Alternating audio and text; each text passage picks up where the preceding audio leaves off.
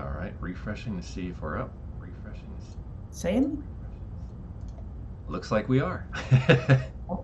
Imagine that when it works, right? That's right. I feel so low. I feel it on my screen, I'm cut off at the chin, and you're half the face. Is your screen right? Yeah, I see like on the software recording thing, we're good. And then on my second monitor, I see us okay on the Twitch screen as well. So Off. That's all that matters. All right. Cool. Hi, it's been so long. that's right. It has been. I feel like it's been months because probably has been.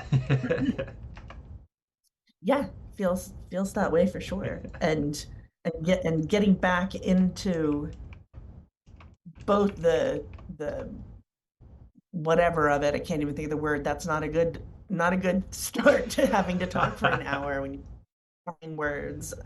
Swing routine. You can pick whichever one you want.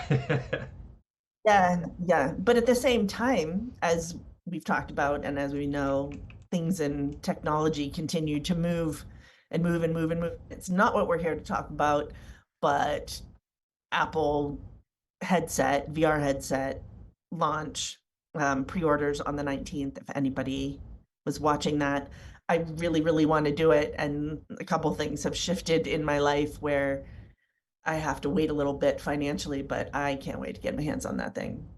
Oh I'm really yeah, excited about it.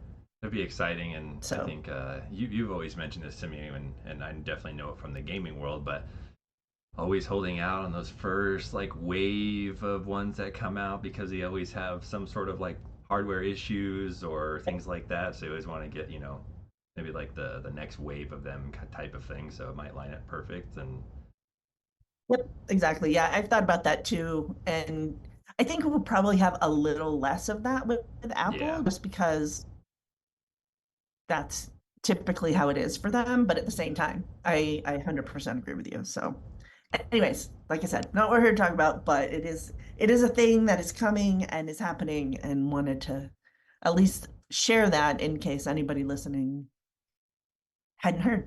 yeah, So, that's definitely exciting. I actually hadn't heard that too. So thank you for mentioning that. And I see Play Geek. I actually yeah, thought about this before I got on today, and I said, I wonder how many people are, stuck inside because it's crazy amount of snow, ridiculous temperatures. So I see Play Geek saying -3 here, and like I can't even fathom.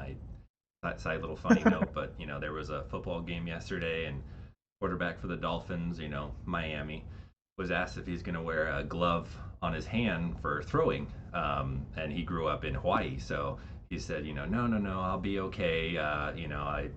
I understand when I played baseball, I typically didn't like wearing shirts underneath a jersey when I was pitching because it just it felt like it was a restraining thing. But anyways, he said, it's more of a mindset thing, and I'm like, oh god, because the temperatures there were -5. And so, yeah, mhm. sure enough, I think it was like after the game, he was asked about it, and he said, "Yeah, yeah, it was different. It was very cold." And it's like, yeah, I think maybe you should kind of watch out. I mean, you're going from like 70 degrees with humidity to -5. Like, yeah, I don't think you can do a mindset thing on that one. Absolutely, absolutely. It's kind of like here. I'm in Colorado, so people have to have the altitude in mind when they True. come here, and that's for just general, but also for sports in particular. Yeah. So yeah, it's definitely an adjustment.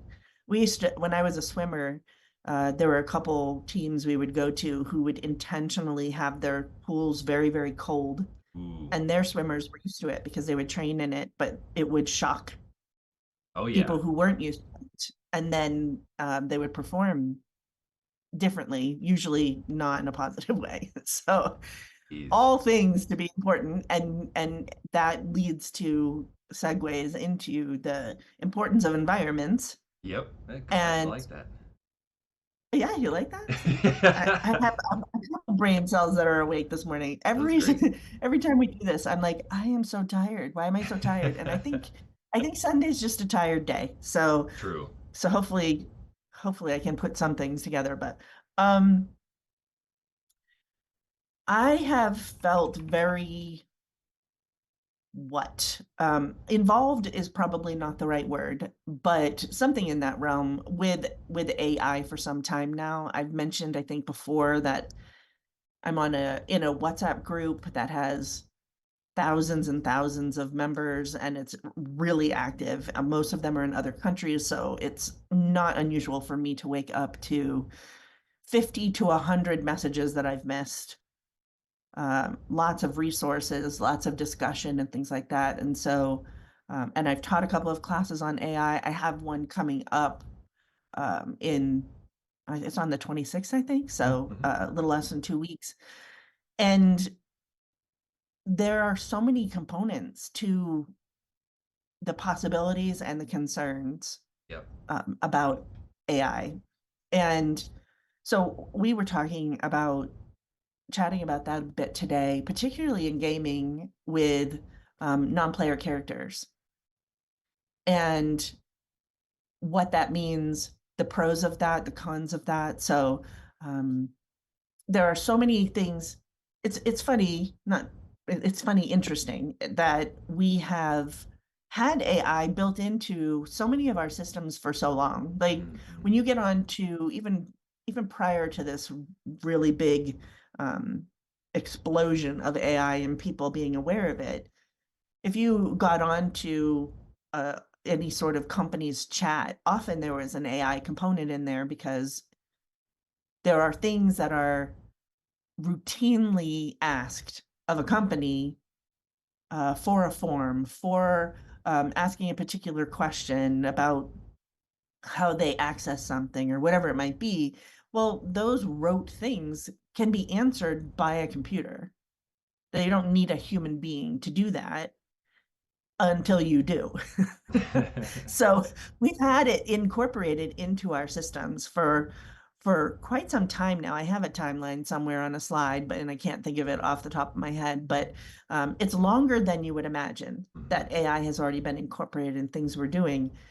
But now it's taken steps ahead of that, huge leaps and bounds ahead of those basics to be able to collate information and put it together in ways that are not just rote answers. And generative AI has just exploded in not only the possibilities and what the programming can do, but also the acceptance of it and the incorporation of it into the different things that we're doing. So Mm-hmm. in gaming, non-player characters, and I'm going to stop talking and let you explain more of this, Michael. Non-player characters are characters that contribute something to the game. You know, you walk up to them, they're going to tell you something, give you something, some tool you need, some little tidbit of information, or they're really just useless and and you thought you were going to get something from them that you weren't. And so in we're talking about incorporating AI into those non-player characters, it really has the potential to change that paradigm enormously. So let the audience know even more about that, Michael. Yeah, no, I think that you definitely introduced the concept extremely well, and yeah, so we were talking about it, and non-player characters are oftenly called NPCs for short in gaming worlds typically, and as you were saying and talking about it, as we always do, uh, more things started popping in my head, just connecting more parallels, to life and like the environment gaming. And I always love when that happens because it's a lot easier for me to kind of explain to people who may not be well, into MMORPGs. But um, when you first start out in a game, you're kind of like a level one character. Really don't have any gear. You're given some food and kind of like a scroll or a note that says take this note to so and so, which is a non-player character or NPC, who is considered your guild master. So I guess if we were kind of comparing this to a real life situation, imagine this person being like the person you go to learn skills, to get guidance. So probably more of like a parent in this situation. And you bring the scroll there, and they'll typically tell you, okay, look, here's a little bit experience points. Go check out this area to start to level your character, to find new quests. And then they usually give you like a tunic or a robe to kind of put on your character. Um, and so I think of a lot of, like you were saying, that these have always been there because a lot of these NPCs in games take some sort of input from the player. And if it matches the input that they're looking for to trigger a certain response back, then you will go ahead and get it. So in the terms of quests, for example, you walk up to an NPC and you say bracers, and then they'll spit out, okay, you'd like me to make you a bracer. Well, I would need you to go and find me, 3 pieces of metal that come from these monsters. Some can be very direct, some can be very vague, and you have to figure it out. And that's why people kind of love this. It's kind of like a puzzle in a lot of ways. Um, a lot of games that I played when a new like expansion would come out and new content, there's a lot of new quests and people get a thrill of being able to discover the item first before anyone else. So it's like a huge thing in this like small community of gaming. But in the context of what we're saying is that you know typically things are a linear way and very restricted in terms of the text, because if you don't say bracers and let's say you say just bank to the npc, it's not going to respond to you. However, if we're talking about the implementation of a lot of ai, it's there is a lot of people that are very excited to see how very common things like chat gpt type of thing putting into a character where there is no longer a linear type of progression within the game, but more of it can be anything. And so me thinking, wow, I could really go and say anything to this, NPC is very fascinating, but it's also very scary too, because, if we think of the NPC as our parent or, another prominent figure in our life, and let's say that these people typically maybe aren't giving the best advice or they don't know any different, we really are putting a lot of our safety and trust into that person unwillingly. And so a lot of that is the same way if they start implementing, and they will be for sure, this kind of generative AI, more of a less restrictive option with NPCs. And I'm super curious to see how that's going to play out. Not to say that we're saying, oh God, please be scared and don't play games ever again, because again, we're not saying that. But as Jess and I always say, do your research, understand, what the game is about, what the context of it, have conversations, with whoever's playing it. Or if you're trying to learn more about it, it's always good to look it up yourself. But um, it's it's really fascinating, to kind of think about what can be created. And as Jess said, everything is moving so fast. It's like you take a week off and you're just like, wait, what was that thing we were just talking about? Oh, there's been like 10 new versions of it that have upgraded already. So um, that was kind of the topic that we wanted to introduce, the idea that how do we kind of understand how the implementation of this could potentially impact or influence behavior in both a positive way and a negative way, for ourselves or clients or family members that may be jumping into this space. It as you said, as we each talked, it just prompts all these other things. So, and maybe this is just how my brain works, because I feel like I say this kind of thing a lot, is that I I try to look at what are going to be the positives and what are going to be the negatives. And and so and then it ties together for me some people who I follow on LinkedIn who talk a lot about um, education and the use of AI in education. Mm-hmm. And so, and there are parallels. There are so often parallels for me and bridges between the psychological field and the educational field for a number of reasons. But the the pros for me in both situations is that include that, and then sorry, my brain is like all over the place. So then it ties to me. I have a history of speaking about, writing about gifted people. Mm-hmm. And my firm, I'll bring this together, I swear. My firm, like, where are you going, Jessica? I'm a firm believer that one, that gifted people, it's a form of neurodivergence. Hmm. Um, it's the other end of what we as a society, at least in the US, have categorized as special needs people. Two, I firmly believe that we have it backwards as a society, that I think there are more neurodivergent people than there are neurotypical people. Hmm.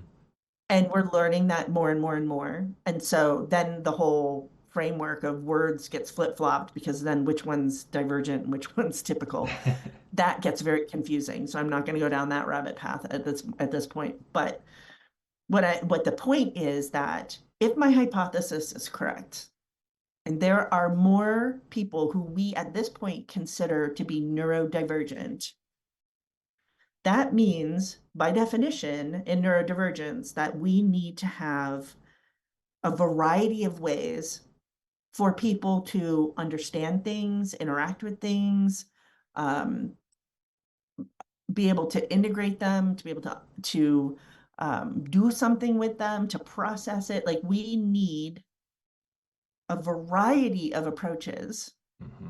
And part of the problem that I have seen for many of my clients, definitely for myself, for my kids, for my colleagues and friends, so many people, is that our educational system, and I understand why, and I am not knocking on it in terms of the people who are trying to do the best they can within the system. I'm not disparaging teachers or those who are in it to really, really help and do the best they can. I'm not disparaging. And at the same time, we've all acknowledged as a society at large, we've acknowledged that the system is pretty broken. Hmm. And we have a lot of people within the system who cannot get what they need in situations because they don't fall within that middle 68% of that normal bell curve Hmm. for one reason or the other. So the way that our systems are set up to teach people don't match what a number of people need. And we are increasingly becoming more and more aware of the differences and what people need. And we're still so far behind of where I wish that all was. And I'm just glad that it's a trend in a direction of acknowledgement and then trying to meet those needs. So now we bring in AI. And again, that bridge with the educational system. So conversations regarding AI are going also in two directions. One is Hmm. how scary. We can't leave the education of our children, of our society, all the things to a machine system that may or may not be giving good information, may or may not be appropriate, may or may not be all these kinds of things. Hands down, agreed. And that has to do with your LLM, your system, the what information is in there and how it's programmed to spit stuff out. So there are a lot of pieces to that that are not necessary in our conversation at this moment, but it's not simplistic to say that this all systems are just going to, meaning LLMs, the large language models, that's where all the info sits that the program puts together to spit something out to you. The creation of those and what's included in those can be more open or more narrow. And that becomes a problem too, because if it's more narrow, it's kind of like I think back to some of the things that I was taught as a child in school that nowadays they would never teach. Hmm. And it was not culturally appropriate, racist, like all kinds of stuff Hmm. that now in education they're saying, whoa, we're not teaching that stuff anymore. And if we are teaching things of it, it's not in the same way. So if you really narrowly define your LLM, say for an educational system, who's defining those parameters? Hmm. By whose uh, judgment and specifics is that going to happen, and what does that do to the ability of thinking outside the box and all that kind of stuff? So it gets very complicated. I'm going to put away the educational piece for a second, but the parallel to me is that we have in games the possibility they can they can define the LLM as and put in safeties and barriers and all that kind of stuff. And we know historically that even with the best of intentions and a bunch of work put into it, you can set that up in the safest way possible. And Hmm. there are going to be things that are going to happen along the way that then need to be addressed. Um, and updates and patches and all kinds of stuff would have to be implemented ASAP when those things come up. So, again, not a perfect system. Definitely are concerns of what could come out of that and who are the people who are people slash companies, whatever, who are defining the parameters of what that LLM is going to do in the generative AI portion of these NPCs. And the other side of it is back to my examples of people needing different things, is that if AI is coming across and functioning optimally, again, slippery definitions and all that, then we have an amazing opportunity to meet people's needs in the ways that work for them in education, in gaming, in therapy. If if for me, I need to be, this isn't true, I'm just making stuff up, but if I need to be in a pink and purple polka dotted environment and that soothes me and a certain kind of music and certain aliens around me and that just makes me feel like I'm at home, AI is going to allow me to do that depending on the platform and depending on this all the kind of stuff. And in an NPC, if the gaming um if the approach that I have in a game, so like I've said a number of times, I'm like a collector, right? I'm a resource hound, I'm all that kind of stuff. So if the game learns that about me and can create quests, create interactions with NPCs, create all these things, it's kind of like the old school, before you were even born, I was playing at my neighbor's house a game that if you would have all these different the butterfly effect. So if you have all these different options, then if I chose the second option, choose your own adventure books was before this, that if I chose the second option, then the entire progression of the game from there on changes because I Hmm. chose option two. So if AI allows for learning my gaming patterns and my style, and then allows for the gameplay to be specifically geared toward my style and my interests, then that could be very, very powerful. The other side of it, though, is maybe I'm not challenged in the same ways, Hmm. and maybe it becomes too narrow, right? So, what are the ways to incorporate the different pieces that are important about the gameplay and also allow it to be customized for a person, which AI would allow, and be the mechanism for that customization.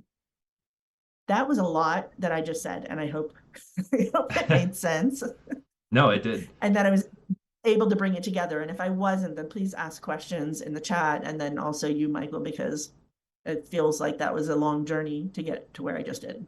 No, no, it was good. I think that some of the points that really stuck out to me that, that I wanted to just highlight too is just one, you said the neurodivergent population, which is huge even among, MMORPGs, a lot of them because it is a, sandbox type of game. Most will have linear ways in which you need to go from point A to point B to point C, but there are still games out there that are very sandbox. So you can kind of create your own path, your own journey within the game. And so, therefore, a lot of neurodivergent people are drawn to these games to be able to express themselves in different ways and get, feedback. And it's really cool and really fun to watch.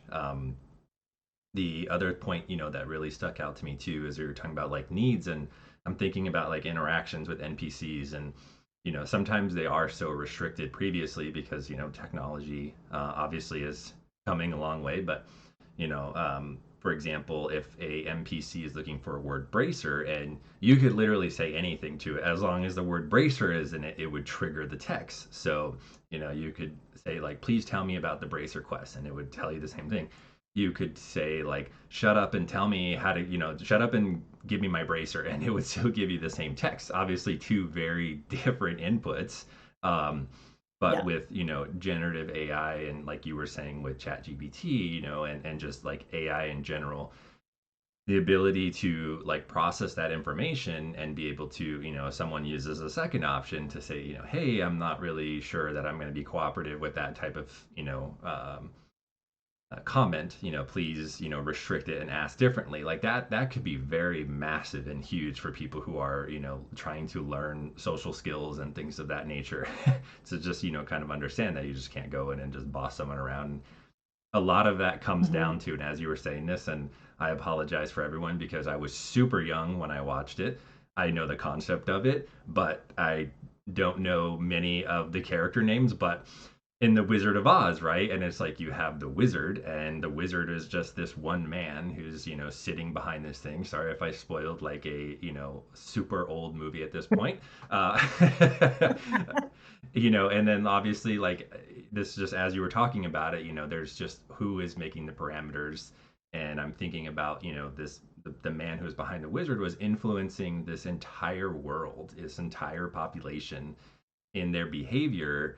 And really it was the information that he himself was feeding through this wizard. So when I think of like the LLM concept, like that's a very like obviously super broad and super generic example, but hopefully that helps people understand who are maybe trying to like say, what are you guys talking about, is just the idea that like one person feeding this information can have such an influence over such a huge, wide ranging thing. And that comes a lot of great responsibility.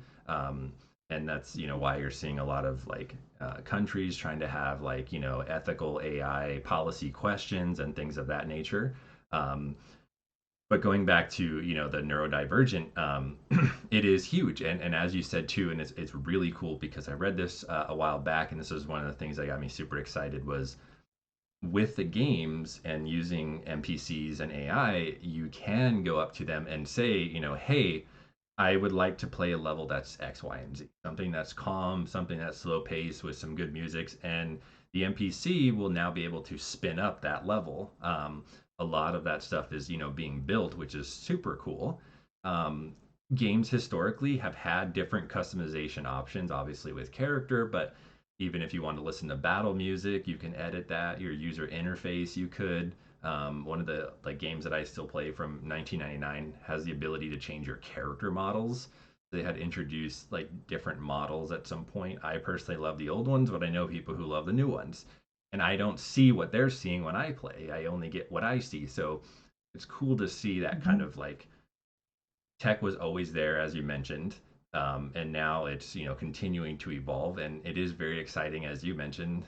And I think it will be really fascinating to watch how a particular NPC can learn information about you to spin different levels to help your mood, or to be able to help you in any way, or even just to be able to have fun. And as you mentioned too, the challenging aspect, I think that in itself, the AI thing is much better because when a game is made, right now, you go through it, and the challenge you face is the challenge you face. It doesn't adapt. Um, so Right. like if you're unable to get through it, like you just got to keep practicing, keep figuring out, changing your strategy, which is beneficial in some ways. But with AI, it has the ability to maybe like because it's all math and numbers. At the end of the day, maybe it reduces the effectiveness of the monster by 5%, so it makes it 5% easier, and then you can try, and it can adapt with you along the way, um, which I think is super cool and super fascinating to incorporate all different ages, skill levels, whatever you can think of in terms of diversity. I think AI has that ability to adapt. And then it goes to concerns in another direction, which is in order for this information to be incorporated into the experience, whether that is something generative, text wise, image wise, Mm-hmm.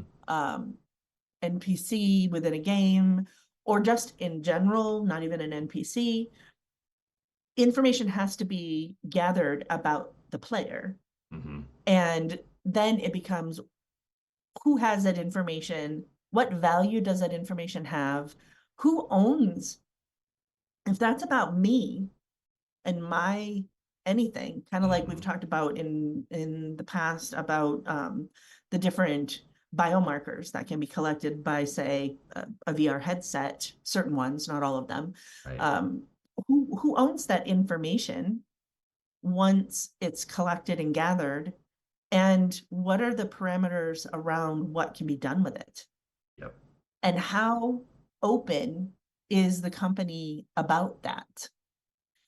We do have an emphasis these days on that type of disclosure. I know for the virtual sand tray app, at the Apple Store, not just for us, for anybody in the Apple Store, we have to disclose if there's any information that we're gathering and what we're doing with it. Mm-hmm. Now, we only gather information about your login so Right. that we make sure you have an account Yeah. and that you are the one who's supposed to be accessing it based on your username and your password. And we don't gather any other information at all. But a lot of companies do. And there is there are certain companies, meaning like platforms, which are requiring the companies who are using that platform to disclose what it is they're doing, what they're collecting, and what they're doing with that information. But we all know that companies like Meta, Facebook, all of that are in the forefront of the concerns of what are they actually collecting, what are they doing with our info. They're not the only companies who are doing that. Every Mm-hmm. company is collecting stuff on us, what we search, what we look at, how long we're watching a certain video, and then oh my, all of a sudden you have all these pop-ups of, or on your stream, on your thread, whatever it is, you've got all this information that, I was just looking at that. Well, there's a big mystery, right? Because they're collecting it to see what your interests are, so they can target it.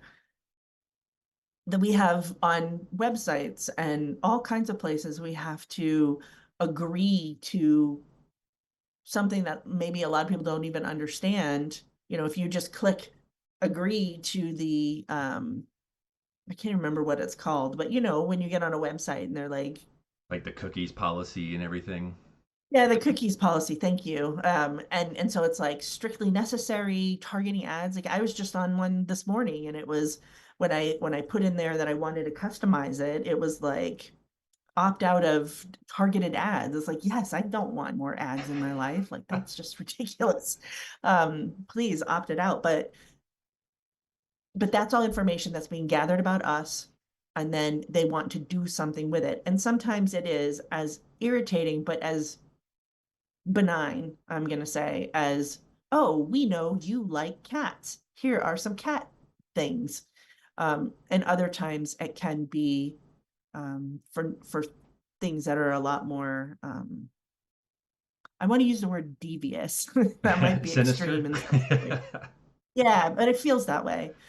Even when you go into, and this is my love-hate relationship with the MetaQuest headset, is that when you set up your headset, it has all this legalese and all this jargon and all this kind of stuff. And if you don't agree to it, you can't use the headset. Mm-hmm. So of course people are going to agree to it. They just paid X number of dollars for this thing and they want to use it. They're excited to get into it. And they're like, click accept. Well, you're allowing Meta to gather data on you Yep. by doing that. So, all that to say, when we're in a game and there are these customizations that we're talking about, which can be so powerful, I think it's important that we remember that that information is now being gathered and what's going to happen with it. That does not mean that every company is doing something bad with it. Like us at Virtual Sand Tray, we don't collect it. We don't have it. We don't have even the mechanisms in place. I mean, it's literally a thing you're just going to use and you use it on your own and it's only stored on your device and we have nothing to do with that. But the companies that do have a two-way path of what's being gathered, it's important for us to just at least think about what that is and whether or not it matters. There are some things that I'll do that I'm like, I don't care if they collect this because it's so benign. Like, who cares? Hmm. I don't care that they know I have a cat. It doesn't matter to me. Um, Play Geek saw a cat go by my screen earlier today. Like everybody's gonna say, I have a cat. I have more than one. I don't care, but you know, there might be some things that we don't want known and we don't want out there. The flip side of that information also is, and there's this whole thing write up that was done by Stanford many years ago now, and it was some standards that they were trying to set up for a variety of digital interactions and XR and all that kind of stuff. And one of the things they were saying is that the other side of that information collecting. So let's say the information collected is clean data, meaning it's not attached to a particular person, but they're understanding that human beings, X percent, let's say 95% of human beings tend to do this thing or react in these ways or whatever. I'm just throwing out a big number just to say it, but it could be any number. That's teaching us about people and gathering information on a massive scale potentially that we would not be able to do otherwise. And that could be really, really helpful. I've read articles that have given examples of things that they've put together about people with certain disorders, not just mental health, but also physical disorders, that they didn't know those things went together before. And now they have a better way to predict whether or not someone is going to have that issue. Hmm. And that's really powerful and important too. So I guess part of what I'm saying is that if we did a diagram of it, you have like the center, which would be the however you want to break it up, but like the NPC, or it would be data gathering, or it would be AI, or it would be, you know, like whatever that center is. And then there would be so many spokes coming out of it, and a number of them are cons, hands down. But there are a number of things that are very positive about it too. And I think it all comes down to who's in charge, who's got their finger on the button, if you will, that is going to be able to make the decisions about how this mass amount of information that we have the ability to gather about people and how that's going to be used. And Play Geek is saying both and absolutely, I feel like I talk about both and a lot, so 100%. I think it's yeah, the thing that you bring up is so important, huge. Every like I know if you go to a website in like the UK or the even somewhere in Europe, like they're very open about hey, our policy is this, and so you can say don't collect that. Now I'm starting to see websites you go to and you click on like the cookie policy and don't give me ads, don't sell my information, and then they just don't let you access the Yep. website. So it's like, oh, okay, well, thank you. I mean, um, I'm glad at least it's getting a little more Now I transparent. know what you were doing. Yeah. Um, I'm glad that it's getting there. But then you still have things where it's like, I mean, Twitter is in like a big lawsuit, I think, with Open AI right now because, they're claiming that Open AI's and ChatGPT's data was pretty much just pulled from Twitter, and that's what it was all trained on. And that in itself can have a lot of implications because we know that there's a lot of bots that just sit there and push a lot of crazy amount of information to sow chaos on um, social media to spark outrage, and it's sad to see, unfortunately, and people that either get wrapped up in it or it tears apart families, more from a political spectrum. It's just sad to watch, and all it is just some person who has nothing better with their time in some random place in the world, just trying to sow chaos, and sad when you think about it. But I think also Meta had something recently where they trained an entire model, and I'm forgetting the exact like model and what it was for, but they used over a billion something images of people that have posted stuff on Facebook, and that's what it's all trained on. And so it goes back to, Mhm. I know that you have mentioned always before that like when it's free, it's not really free. Right. You're still paying in some way, and typically that is data. And it is fascinating. I'm not a marketing person, but I've talked to some people who can share these like crazy metrics with targeted ads and who clicked it and who went to the next one, and they can collect so much stuff on it, and it is pretty crazy to think about. Um, but as you were saying, there is a lot of benefits that can come with that because in terms of, I think, always early intervention services, educational pieces of people with mental health. We probably have so many people who, could benefit from early intervention services that don't necessarily, meet the criteria for actual therapy. And that in itself takes a lot of work for us to still do an assessment to determine whether they're appropriate or not. And if we could, somehow have technology and resources identify that earlier and catch it before it gets, you know, um, much further along down the road to where it then develops into something like that, needing to see an actual therapist, like that could be huge for the, generation as a whole, and the population as a whole, and future generations to be able to have that kind of technology. But again, like how do you determine that, and everyone is so different, so it becomes a challenge. And again, pros and cons of that. So, and we talked about these kinds of pros and cons when we were having a lot of conversations about um, Zoom. Like there was the camp when early in the pandemic, it was panic and all of that, but then all these conversations ensued of can you make a connection, and is it actual therapy, and all these kinds of things, and how I felt about it, and I think in general how it has settled down is that for some people in some situations Zoom is actually superior. Not, Mm-hmm. okay, let me rephrase. I'm using Zoom like we use Kleenex for a tissue. Okay. Zoom, I'm using it in terms of just it could be any telehealth platform. Okay. So when I say that, it's any of them. I don't care which one you're using, but the idea of doing a virtual session. And so for some people, it is superior. And for some people, it is not. Mm-hmm. And for some people, it's in between. It's okay. It works. You connect. It does it. They'd also like to be in person sometimes. And sometimes that ends up being a hybrid situation. Mm-hmm. But there are people for whom they either don't have the ability to access the service unless it's online. For some, maybe you're titrating them toward being able to have an in-person session. But if for some people, if the requirement is that they have to be in person, they just will not access the services. Mm-hmm. That might be because they have a phobia. That might be because they are very uncomfortable in social interaction. Like it could be all sorts of reasons why.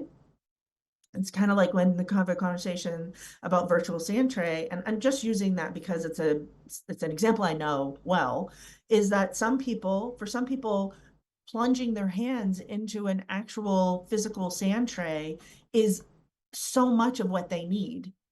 And for some people, that is exactly why they won't do it. And it's important for us to have both. And so we get back to the both and. Mm-hmm. So when we are talking about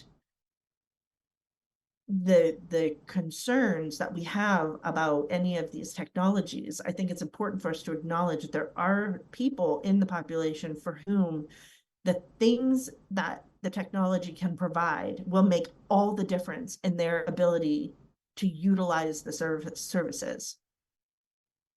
And in the conversations of the fears and the concerns, and in the conversations of the pros and the cons and all of that, in my opinion, we always have to keep in mind that people are different and they're going to have different needs and different ways that things work for them.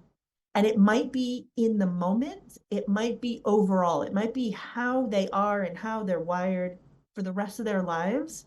And it's not about changing that, it's about maximizing and optimizing their environments so that they can achieve the very best that they can and want to, and all the things.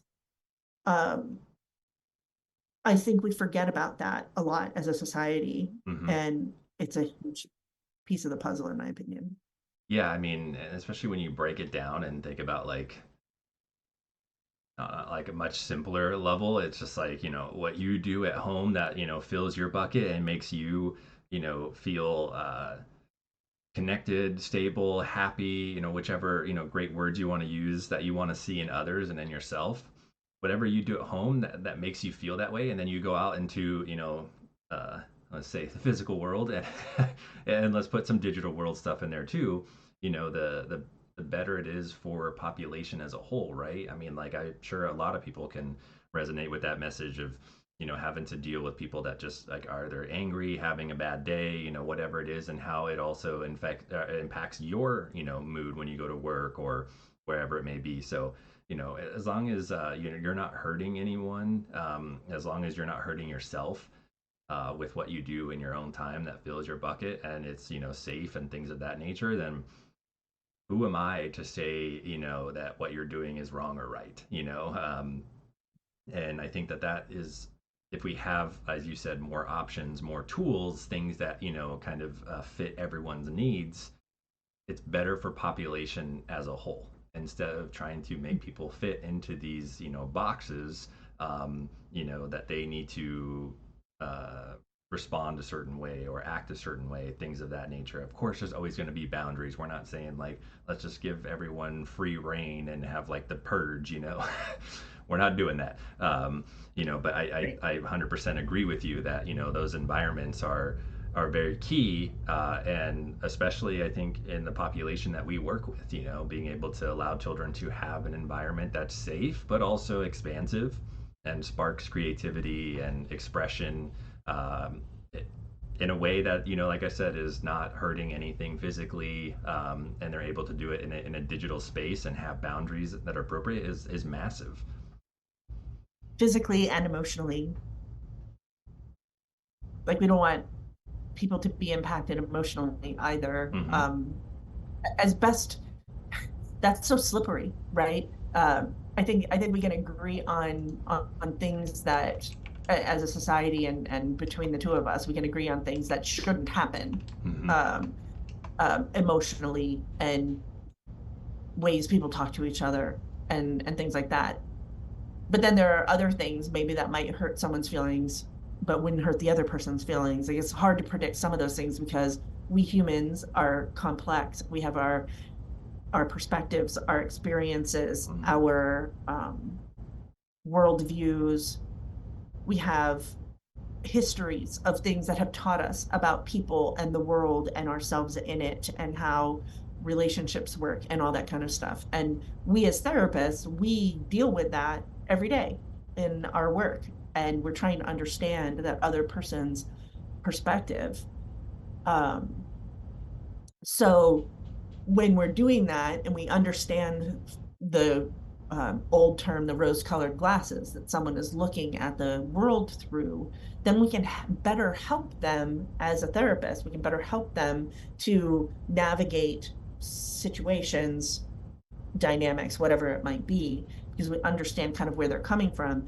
And then we can also help them, at least at a minimum, to help them understand how the general population sees things, or the parameters or the boundaries or something, so that that person we're working with can understand whether or not they're violating those things. Hmm. Because if they understand, well, typically humans think this or believe this or expect this, and you are doing something different, it's helping them decide, do I still want to do the thing that is different? Like, maybe they're Right. dressing a certain way, and it's important for them to understand that if they go to a job interview dressed in a way that is other than is expected, are you making a conscious decision that you are going to stay true to who you are and how you present in this world, with the knowledge that you walk into that interview and it may or may not be accepted in the Hmm. way that you want it to be? Or are you going to make the decision to comply and change how you're dressing for the particular environment? And I'm not saying one is better or worse than the other. It really has so many depends in that, but it's important for the client to understand that they have a decision to make, that different environments have different parameters, and that they are making a decision about all of that when they move forward with something, if they have the information. um, I have a conversation frequently with my clients about judgment, and people talk a lot about judgment, and you shouldn't, like, there's a lot of shoulds about judgment. And for me, to we judge as human beings, and as beings in general, not even just human. We judge on such a fundamental neurobiological level. Hmm. We have to judge situations to decide whether or not they're safe. Our nervous systems depend on judgment. So to say we can't judge is silly, because we need to judge to survive. Right. But what we do with those judgments and what is brought into, and then we can tie this back into LLMs, the decision making, the information gathering, the understanding about what's going into our judgment is the key. And that's what we need to focus on, I think. So then when we parallel that back over to AI and these huge systems that are bringing this information together to spit something out to us, one, we have to figure out what judgments, as best we can, might be impacting and influencing the result. And always keep in mind, I can't emphasize this enough to people, no matter what you're doing, always keep in mind your own knowledge, experience, expertise. And as therapists, just as the saying in play therapy is, you're the most important toy in the room. And there's a lot that goes along with that saying and whatnot, but you are the most important component in using any type of anything. Hmm. That could be puppets, that could be the dollhouse, that could be a video game, that could be AI, VR, it can be anything. You are so important as the clinician to understand your client and the components that your client is bringing into that room. Understand whatever the tool is that you're using, know what you're doing and why you're doing it. I know I'm repetitive with that, but hands down, so fundamental. And then bringing that together in a way that is customized for your client, so that they can go through the journey that they need to help with what is not working in their life. Hmm. I think that's that's a great thing. I wish I could just like clip that and just put it on loop and repeat. I, um, I think it's recorded. If you ask me to say it again, I don't think you'd be able to, so I'm glad you recorded it if it means something to someone. That's right. I think that's a perfect thing for us to end on because I know that we're just out of time. So definitely excited to be able to have our first stream back. With the new year, and we'll be back in 2 weeks. And I hope that everyone has a good rest of your week, and especially everyone that's in crazy snow and negative degrees. Please stay warm. And we hope to see you guys again. And thank you so much. Thank you.